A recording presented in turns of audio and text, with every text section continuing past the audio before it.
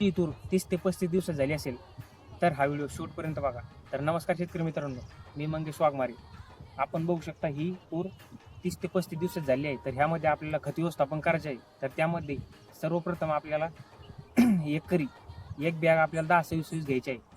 त्याचबरोबर 10-26 जर नाही भेटले तर आपल्याला 9-24-24 किंवा 12-32-16 या खताचा वापर आपल्याला करायचा आहे. तर हा एकरी आपल्याला एक बॅग वापरायची आहे. तर ह्याचबरोबर आपल्याला जे आपलं तूर पीक आहे, डाळवर्गीय पीक असल्यामुळे याला नायट्रोजनची गरज नसते. कारण ज्या तुरीचे जे बुड आहे किंवा मुळे आहेत, तर त्या मुळ्यांना गाठी असतात, तर त्या हवेतील नायट्रोजन हे घेत असतात. तर त्यामुळे त्याला नायट्रोजनची गरज नसते.